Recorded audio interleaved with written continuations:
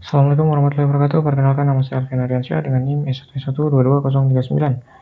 Pada video kali ini saya akan melanjutkan penjelasan tentang pemrograman Python untuk memenuhi tugas mata kuliah pemrograman berorientasi objek dengan dosen pengampu yaitu Bapak Adam Masyur Sajia M.Eng.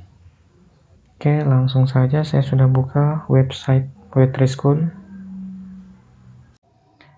Python Dictionary. Nah, ini contoh Python Dictionary. Yang di dalam ini adalah key. Dictionary ini digunakan untuk menyimpan data yang ada di dalam key tadi, yang ini key, brain, model, year, dan value-nya itu ada Ford Mustang dan 1964. Dictionary ini adalah kumpulan yang terurut, dapat diubah, dan tidak mengizinkan adanya duplikat value. Dictionary ditulis dengan menggunakan kurung kurawal. Dia memiliki key dan value. Nah, ini nama dictionary-nya. Ini key-nya brain, model, year. Nah, ini value. Seperti itu. Nah, di sini ada contoh ya. Dia akan mencetak dictionary yang telah dia buat ya. Yang ada 3 key. Dicetak dengan menggunakan fungsi print lalu diikuti dengan nama dictionary-nya. Lebih jelasnya kita lihat di VS Code. Di sini kita buat dictionary mahasiswa misalnya. Sama dengan kurung kurawal, enter, lalu di sini ada misalnya nama titik 2, nama saya Alfian, koma jangan lupa, lalu ada NIM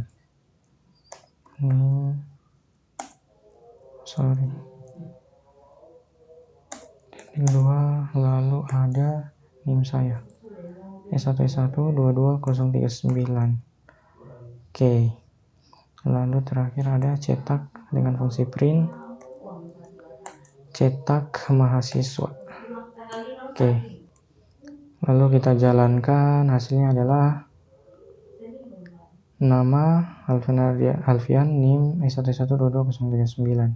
Oke, jadi tampilannya akan seperti ini. Lanjut, berikutnya ada yang namanya dictionary item. Nah, item di dictionary ini dia terurut, dapat diubah, dan tidak mengizinkan adanya duplikat. Nah, item dictionary juga itu dia direpresentasikan atau ditampilkan dalam key yang ada value di dalamnya, dan kita bisa merujuk dengan menggunakan key, nama dari key-nya. Misalnya contoh di bawah, di sini dia akan mencetak brain atau value dari brain pada dictionary. Nah, ini contoh dictionary-nya, di dalamnya ada 3 key, ada brain, model, dan year. Lalu dia akan mencetak dengan merujuk pada nama key-nya yaitu brain. Oke, kita coba contohkan di VS Code. Di sini misalnya saya mau rujuk dia key-nya adalah NIM misalnya ya. NIM. Oke. Nanti ini kalau ditampilkan jangan lupa pakai tanda petik. Oke. Lalu kita coba jalankan, maka akan tampil NIM-nya saja yaitu S1122039. Lanjut, berikutnya ada ordered or unordered. Nah, di sini ketika kita mengatakan bahwa dictionary itu dia terurut, itu artinya bahwa item yang ada di dictionary itu telah ditentukan urutannya, dan urutan tersebut itu tidak akan diubah, tidak dapat diubah. Nah, ketika kita katakan dia tidak terurut, maka item yang ada di dictionary itu dia tidak ditentukan urutannya, dan dia itu kita tidak dapat merujuk ke itemnya dengan menggunakan indeks. Lanjut, berikutnya ada yang namanya changeable atau dapat diubah. Dictionary ini dia dapat diubah, artinya kita dapat mengubah, menambahkan atau menghapus item yang ada setelah dictionary itu kita buat. Nah, kemudian yang berikutnya adalah duplicate not allowed. Artinya dictionary ini dia tidak mengizinkan adanya duplikat value. Nah, ini kan dia tidak boleh ada 2 item dengan key yang sama. Nah, contohnya ada di sini. Nah, pada contoh ini ada dictionary yang key-nya itu ada brain, model, dan year. Year di sini ada 2. Nah, perlu diketahui jika ada duplikat value seperti ini, maka yang akan diambil adalah yang terakhir karena dia akan menimpa key yang sebelumnya karena namanya sama. Kita contohkan di VS Code. Misal di sini saya punya lagi satu key namanya nim. Nah, di nim ini value-nya dia misalnya S1 22 125 misalnya. Di sini jangan lupa di koma. Oke. Nah, ketika kita tampilkan, saya hapus indeksnya ya. Nah, saya tampilkan, maka yang akan tampil adalah nim yang terakhir, yaitu S1 22 125. Seperti itu. Lanjut. Nah, di sini ada dictionary length. Nah, di sini untuk menentukan berapa banyak item yang dimiliki oleh dictionary itu kita bisa menggunakan fungsi len. Nah, contohnya ada di bawah ini. Dia akan mencetak berapa banyak item yang ada di dictionary yang bernama distinct dengan menggunakan fungsi len. Nah, ini bisa kita contohkan juga di sini. Kita coba tambahkan fungsi len di dalamnya. Len. Oke. Nah, dan ketika kita jalankan maka hasilnya adalah 2. Kenapa? Di sini kan ada duplikat. Berarti yang terakhir ini yang dihitung. Sedangkan yang duplikat nim yang pertama ini tidak terhitung. Jadi hanya ada 2. Kalaupun kita hapus, di sini tetap menghasilkan 2 item. Seperti itu. Lanjut berikutnya ada yang namanya dictionary item data types. Nah, value yang ada di dictionary itu kita bisa menggunakan tipe data apa saja. Misalnya di sini ada contohnya dia menggunakan string, integer, boolean, dan diminta untuk di dalamnya juga ada list ya. Di sini ya, yang key colors. Nah, ini boleh dalam dictionary. Kita coba contohkan di VS Code. Ini kita ubah jadi, kita tambahkan ya. Misalnya di sini ada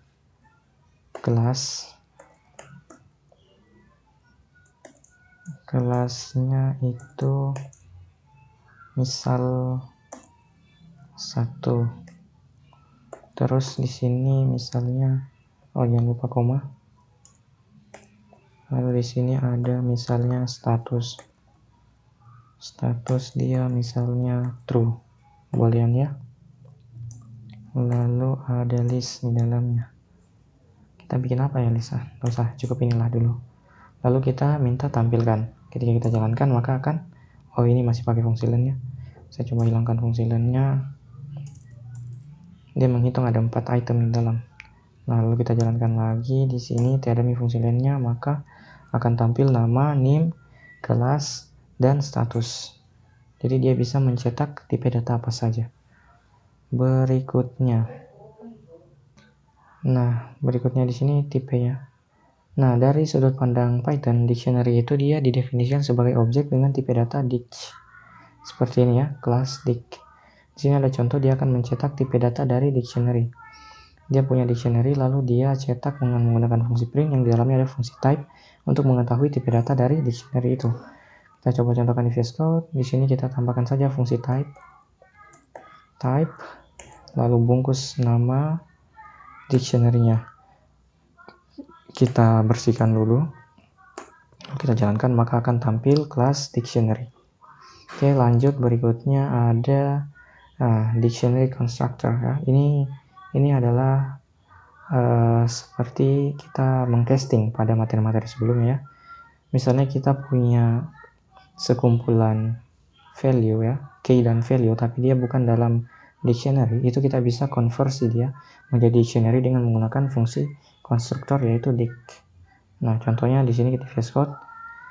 Nah, ini saya coba buat dia dalam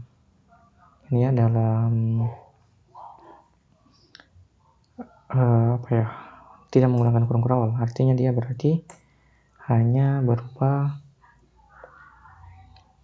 ini. Oke. Di sini kita rapikan koma sini. Oke, lalu ini juga Oke. Nah, di sini key-nya itu jangan kita pakai tanda petik ya. Kita tulis biasa saja sebagai variabel. Oke, lalu kelas. Nah, sepertinya di sini name ini akan error ya, karena kita pakai name begini ya, tulisan biasa. Di sini tanda titik duanya itu kita ganti dengan sama dengan ya. Jadi ada variabel sama value-nya di dalam. Nah, ini belum menjadi dictionary. Ini kalau kita cetak ya, type-nya. Oh, sabar, masih ada yang salah ya. Di sini. Nah, setelah kita modifikasi seperti ini, kita tambahkan fungsi konstruktor di depan, yaitu dictionary. Oke, jadi nanti ini akan di casting menjadi tipe data dictionary. Kalau kita jalankan, hasilnya akan seperti ini ya, kelas dictionary. Seperti itu. Lanjut, ada yang namanya Python collection. Nah, ini sudah pernah saya jelaskan ya, terkait apa itu list, apa itu tuple, apa itu set, dictionary, dan sifat-sifatnya ya. Ada yang terurut, dapat diubah dan mengizinkan duplikat value, ada yang tidak mengizinkan duplikat value, dan sebagainya. Oke, lanjut, berikutnya ada yang namanya Python access dictionary item. Nah, di materi ini kita akan melakukan accessing items. Nah, kita dapat mengakses item yang ada di dictionary dengan merujuk pada nama key-nya dengan menuliskannya di dalam kurung siku. Seperti contoh di sini, misalnya dia akan mencetak value yang ada di dalam key model, yaitu Mustang. Nah, contohnya di sini dia akan menyimpannya dalam variabel X. Lalu nanti dia akan cetak X-nya. Nah, kita coba contohkan di VS Code. Di sini kita kembalikan dulu ya ke dictionary.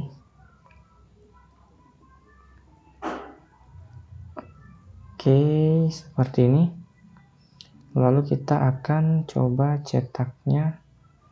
Ini sebelum kita cetak di sini kita coba simpan dia dalam variabel. Misal variabel A ya, sama dengan mahasiswa. Lalu kita pakai kurung siku untuk mengakses misalnya kelas, indeksnya kelas. Oke, lalu kita print X di sini. Oke. Oh, di sini ada error ya. Oh, di sini bukan X, sorry. Ini A. Seperti itu. Oke, nanti kalau kita jalankan maka akan tampil 1. Nama apa? Value kelasnya ya. Kalau kita coba ubah di sini misal nama, kalau kita jalankan maka akan tampil Alfian. Oke, seperti itu. Lanjut. Nah, kita juga bisa menggunakan metode call dengan fungsi get. Misal di sini contohnya dia ingin memanggil value dari key model, dia menggunakan function atau ya function get. Lalu di dalamnya itu adalah key-nya, nama key-nya. Nah, kita coba contohkan lagi. Misalnya di sini A terus mahasiswa .get value di dalamnya itu misalnya nim. Oke. Lalu kita cetak, maka akan tampil nim saya yaitu S1S12239. Lanjut berikutnya. Nah, get case. Nah, metode ini akan mengembalikan semua daftar yang ada di dalam, semua daftar kunci ya, key yang ada di dalam dictionary. Misal di sini contohnya dia akan memanggil semua yang ada di semua key yang ada dalam dictionary di stick-nya, maka dia tambahkan di sini .key. Oke, kita contohkan di VS Code. Misalnya di sini saya coba ganti di sini .key. Lalu buka kurung, tutup kurung, kemudian kita pakai fungsi print untuk mencetaknya. Kalau kita jalankan maka akan tampil semua key-nya tanpa value-nya ya, hanya key, yaitu nama, nim, kelas, dan status. Seperti itu. Lanjut berikutnya di sini bahwa setiap daftar kunci yang ada di di dictionary itu dia akan menggambarkan kondisi dari kamusnya itu sendiri. Jadi kalau ada perubahan pada key-nya berarti dia mencerminkan juga ada perubahan pada dictionary-nya. Misalnya di sini contoh dia menambahkan item baru ya dalam dictionary yang awal tadi, dan kita lihat di sini key-nya itu, daftar key-nya juga mengalami pertambahan. Misalnya di sini dictionary car ada 3 key, brand, model, dan year. Lalu dia mencetak semua daftar key-nya. Ini sebelum ada perubahan. Tetapi setelah di sini dia tambahkan key color, yaitu value-nya white, lalu dicetak, maka kan ada perubahan. Oke, untuk lebih jelasnya kita lihat di VS Code. Di sini misalnya saya coba tampilkan ini dulu, lalu saya tambahkan misalnya mahasiswa. Lalu di sini ada umur, misalnya umur dengan nilainya sama dengan 20 misalnya. Lalu kita ambil lagi ini, kita coba cetak kembali, lalu kita print untuk melihat adanya perubahan. Nah, kalau kita jalankan, nah di sini pertama ya, sebelum ada perubahan itu key-nya ada 4, nama, NIM, kelas. Tapi setelah kita tambahkan, maka akan bertambah menjadi 5 key, yaitu ada tambahan umur. Seperti itu. Lanjut, berikutnya ada yang namanya get value. Kita gunakan method value ya, method value untuk mengembalikan daftar dari value yang ada di dictionary. Kalau tadi kita belajar key-nya yang kita kembalikan, sekarang value-nya. Saya kasih contoh, misalnya saya coba hapus ini. Di sini saya ganti dengan value. Value, oke. Nah, ini kalau kita jalankan, maka dia akan kembalikan semua value yang ada di dictionary-nya, yaitu Alfian S112039 1 dan true. Seperti itu. Lanjut. Nah, pada daftar value ini itu ya, kita bisa lihat ya bahwa pada kamus itu ada perubahan, artinya itu juga mencerminkan adanya perubahan value-nya. Nah, seperti ini kan contoh yang tadi kan kita pakai key-nya yang kita tambahkan. Sekarang yang diganti itu adalah ini value-nya. Nah, kita contohkan di VS Code. Misalnya di sini kita tambahkan misalnya mahasiswa, lalu status misalnya ya, statusnya kita ubah jadi false. Nah, lalu kita copy lagi ini, kita panggil value-nya, lalu kita cetak. Oke, nanti hasilnya adalah yang awalnya true pada bagian status, sekarang jadi false. Seperti itu. Lanjut. Nah, di sini dia tambahkan ini key baru dengan value-nya. Nah, itu juga bisa. Di sini kita tambahkan misalnya ini kita ubah ya. Misalnya apa tadi? Mungkin umur lagi ya, umur. Lalu di sini value-nya. Ini boleh. Value-nya misalnya 20 lagi. Nah, kalau kita tampilkan, dia akan tampilkan true, lalu di terakhir itu adalah umur, yaitu 20. Seperti itu. Lanjut, yang berikutnya ada get item. Nah, item di sini method item ini dia akan mengembalikan semua item yang ada di dalam dictionary itu sebagai tuple atau list. Misalnya di sini ya, contohnya dia pakai dot item di sini. Nah, kalau kita contohkan di VS Code, ini kita hapus. Lalu di sini kita ganti jadi dot items. Nah, ini artinya dia akan, kita bersihkan dulu ya terminalnya, dia akan menampilkan semua item yang ada di dictionary dalam bentuk tuple atau list seperti ini. Ini dia buat dalam bentuk list seperti itu. Oke, lanjut.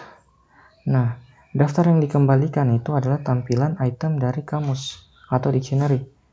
Nah, artinya setiap perubahan yang ada pada dictionary itu akan tercermin juga pada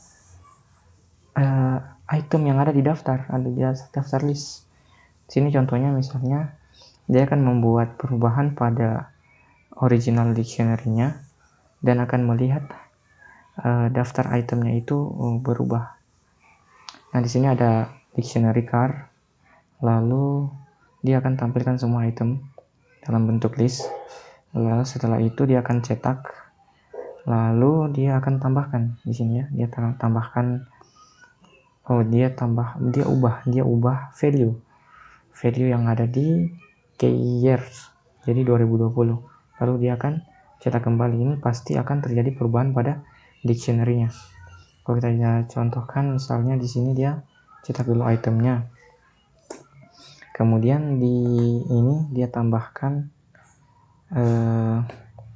bukan dia tambah sih, dia ubah value-nya. Status itu dia ubah menjadi false misalnya. False. Lalu itu dia cetak kembali A-nya. Nah, ini kalau dijalankan akan terjadi perubahan pada dictionary-nya. Sini ya, false. Seperti itu. Oke, jadi seperti ini ya. Lanjut berikutnya. Nah, contoh ini seperti contoh yang tadi ya, dia menambahkan key baru. Hanya dia bedanya di sini dia pakai item ya, seperti yang di atas. Namun cara kerjanya hampir sama ya, seperti contoh tadi. Berikutnya ada yang namanya check if key exist. Nah, di sini dia ini untuk mengecek apakah kunci tertentu itu ada di dalam kamus. Ini dia menggunakan kata kunci in, keyword in. Nah, di sini contohnya misalnya dia akan mengecek apakah model itu ada dalam dictionary. Kunci model ya, kata key model ini ada di dictionary.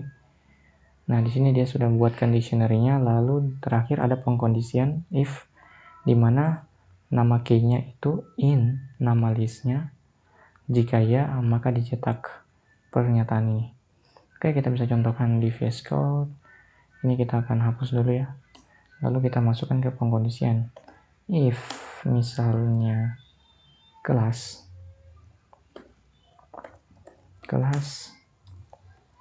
in mahasiswa, oke, print kelas ada di dalam kamus.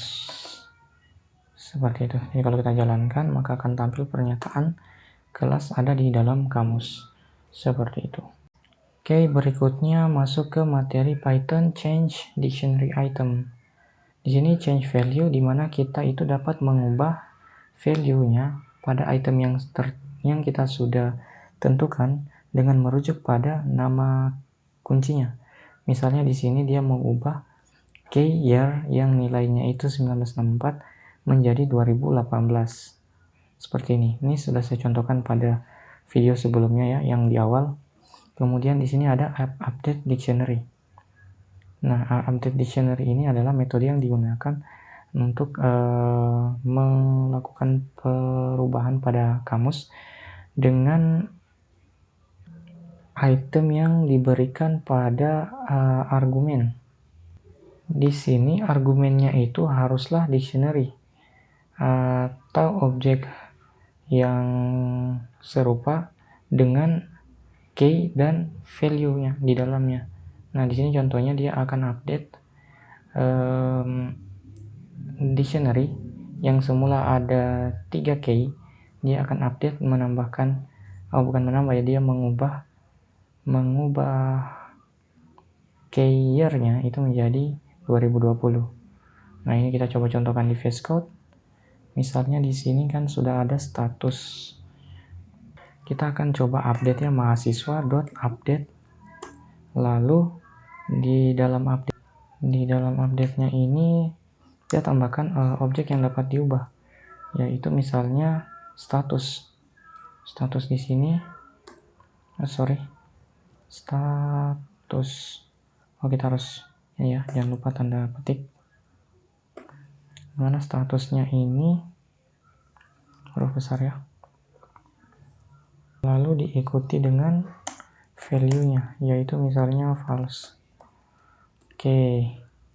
Nanti ketika kita coba print mahasiswa, nanti statusnya sudah akan berubah menjadi false. Seperti itu. Berikutnya ada Python add dictionary item. Di sini ada adding item. Menambahkan item baru ke dalam dictionary itu kita bisa menggunakan index key-nya ya, index key yang baru, lalu disertai dengan value-nya, nilainya. Misalnya di sini contoh, misalnya ada dictionary, lalu kita ingin tambahkan key baru yaitu color dengan nilainya adalah red. Nah ini kita bisa gunakan indeksnya. Kita pakai kurung siku, lalu key-nya diikuti dengan value-nya. Ini saya sudah contohkan pada video di bagian Python dictionary yang awal ya, kalau tidak salah. Berikutnya ada yang namanya update dictionary. Nah, update dictionary ini juga seperti yang sudah dicontohkan sebelumnya, yang di change item ya kalau tidak salah. Coba kita cek di change item tadi, kita sudah jelaskan. Nah, ini ya, update. Ini masih ada contohnya di VS Code. Seperti ini ya, update. Nanti tampilannya, status ini akan berubah menjadi false, seperti itu. Oke, lanjut. Tadi di add item. Saya kira untuk penjelasannya seperti pada materi change item ya. Dan penggunaannya pun sama. Seperti itu. Berikut maksud ke Python remove dictionary item. Removing item. Di sini ada beberapa metode yang bisa digunakan untuk menghapus item dari dictionary. Yang pertama itu ada pop. Pop dengan menambahkan spesifik key name-nya, kuncinya. Di sini dia .pop yang value-nya itu adalah key-nya, model. Maka nanti yang akan terhapus adalah model beserta value-nya. Kemudian di sini ada juga pop item.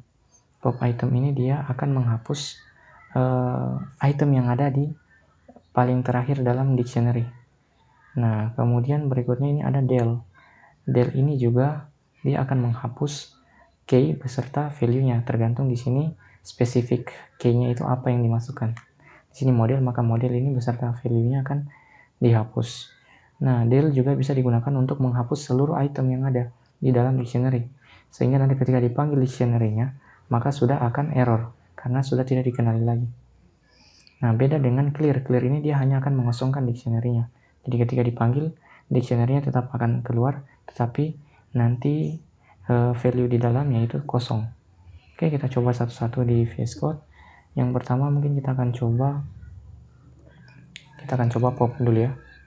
Pop misalnya nim.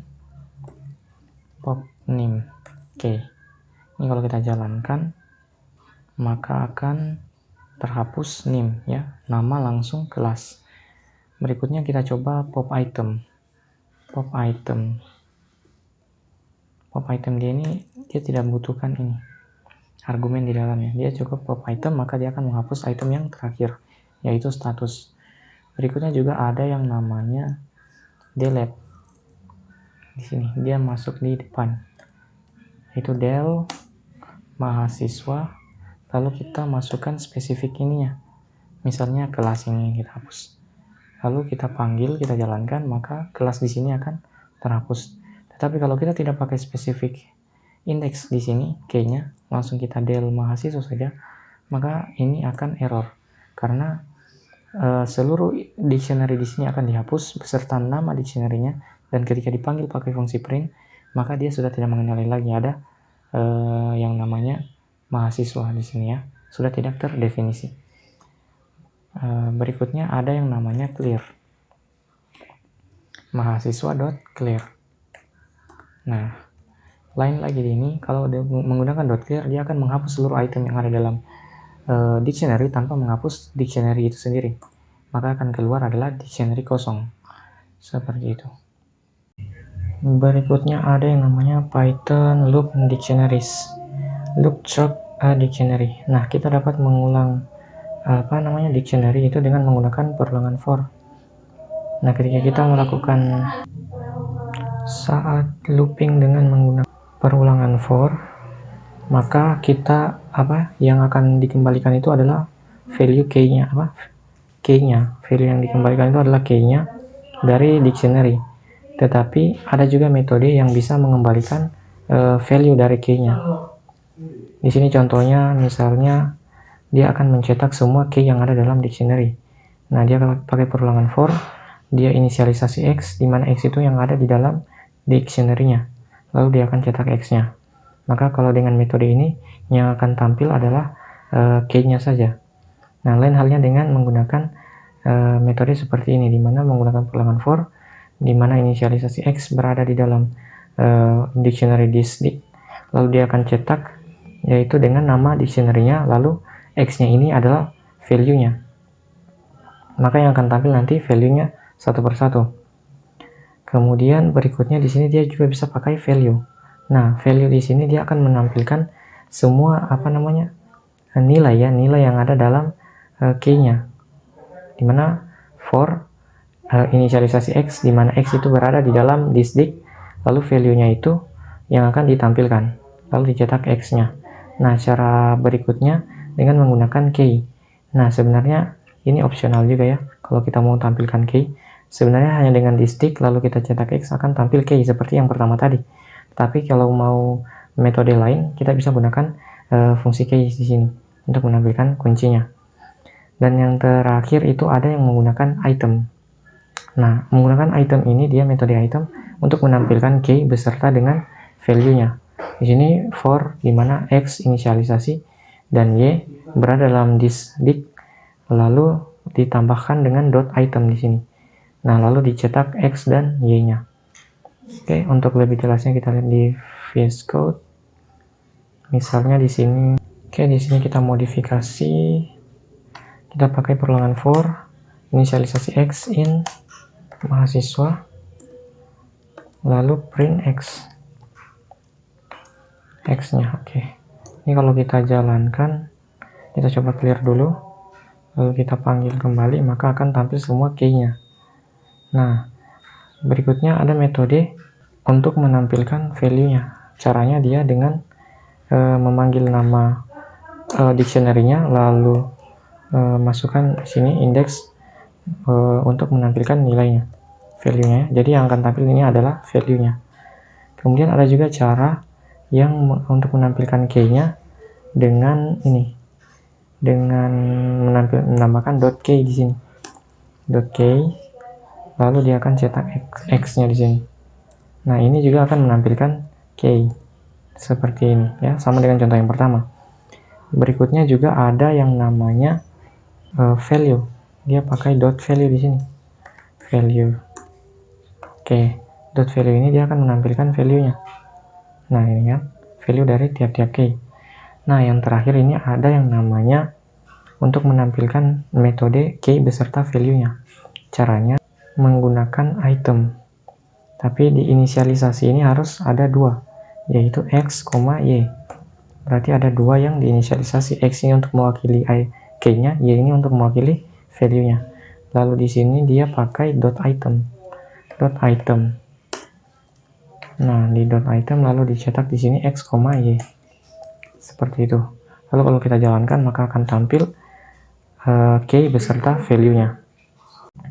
Berikutnya masuk ke materi Python copy dictionary. Copy dictionary. Kita tidak dapat mengcopy dictionary hanya dengan menuliskan dictionary 2 itu sama dengan dictionary 1, karena dictionary 2 ini hanya akan menjadi referensi pada dictionary 1 dan mengubah dictionary 1 itu akan secara otomatis juga akan mengubah dictionary 2. Nah, caranya adalah kita bisa menggunakan metode copy.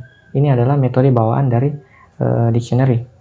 Misalnya di sini contoh ada dictionary dengan key-nya ada 3, lalu kita coba deklarasikan satu dictionary baru, tetapi ini kita copy dari dictionary yang sudah kita deklarasikan sebelumnya dengan pakai metode copy. Lalu kita panggil nama dictionary baru.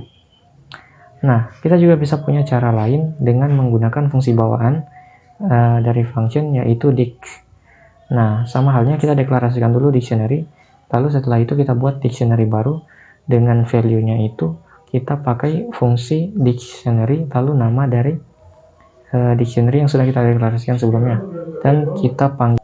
Nah, kita tampilkan dengan fungsi print. Untuk lebih jelasnya kita lihat di VS Code. Di sini misalnya kita coba copy, kita deklarasikan dulu variabel baru misalnya new mahasiswa itu kita ambil dari mahasiswa.copy. Oke, lalu kita panggil dengan fungsi print untuk menampilkan new mahasiswa. Seperti itu. Nanti hasilnya adalah sama seperti dictionary mahasiswa. Kemudian kalau kita tidak ingin pakai metode ini, kita juga bisa pakai metode dictionary ya, fungsi dictionary, lalu value di dalamnya itu adalah nama dictionary yang sudah dibuat sebelumnya yaitu mahasiswa.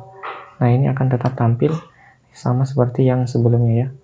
Dia akan menyalin nilai dari dictionary yang sudah dideklarasikan sebelumnya.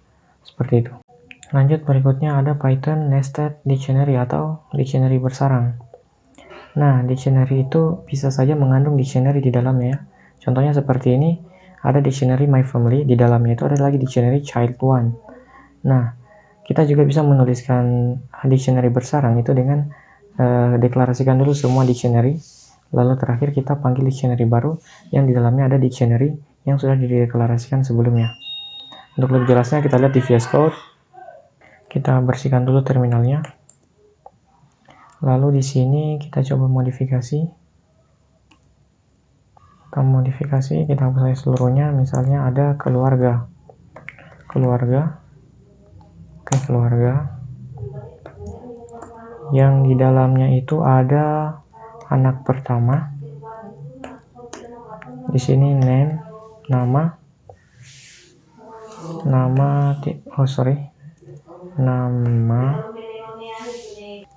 Di sini kita deklarasikan namanya, lalu dengan value-nya. Misalnya nama saya Alfian. Oh, di sini kita tetap pakai tanda kutip. Oke.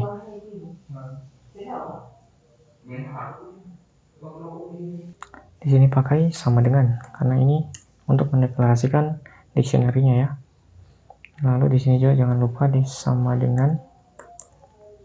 Oh, bukan sama dengan ya, dia pakainya ini titik 2, sorry. Lalu kita coba ini di sini misalnya umur ya. Umur misalnya 19. Lalu di sini misalnya umur. Oke. Jangan lupa koma di sini. Oke, terus kita coba duplikat lagi untuk yang berikutnya. Ada misalnya anak 2. Lalu di sini juga koma. Di sini misalnya nama, misalnya Noval. Umur misalnya 20. Lalu kita koma. Kita coba duplikat lagi untuk yang anak ketiga. Misalnya di sini namanya misalnya Jumain, umur misalnya 25. Oke.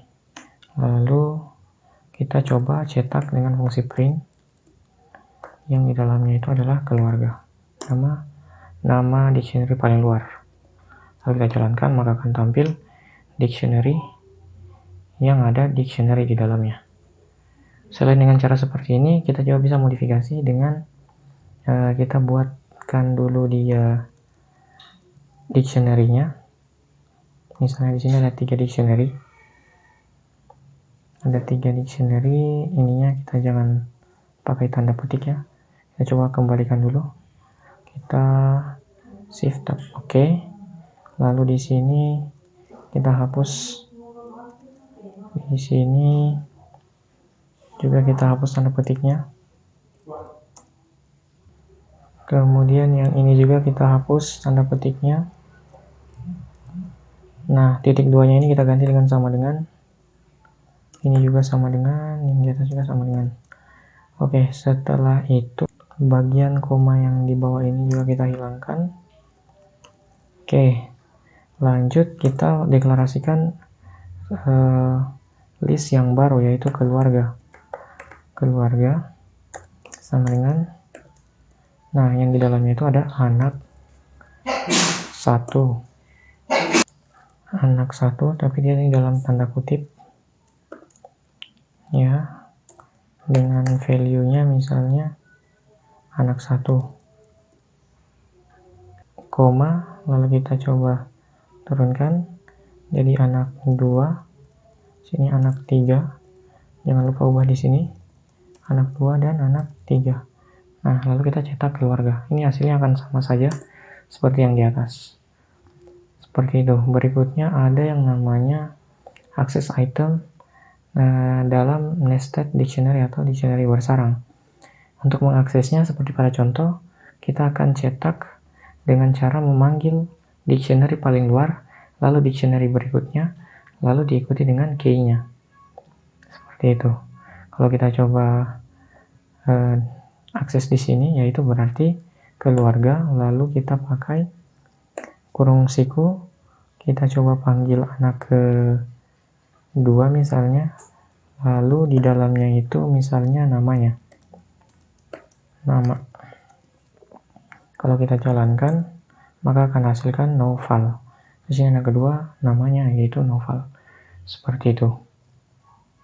Oke, materi terakhir adalah Python Dictionary Method. Nah, di Dictionary Method ini adalah metode-metode yang sudah kita pakai pada video-video sebelumnya, yaitu misalnya di sini ada clear untuk menghapus semua elemen yang ada dalam dictionary, kemudian ada copy untuk menyalin semua yang ada dalam dictionary, kemudian ada from key, dia ini gunanya untuk mengakses key dan value-nya itu yang secara spesifik, kemudian ada get, item, case, pop item, set default, update, dan value. Semua metode ini sudah kita pakai pada materi-materi yang sudah ada di video di atas.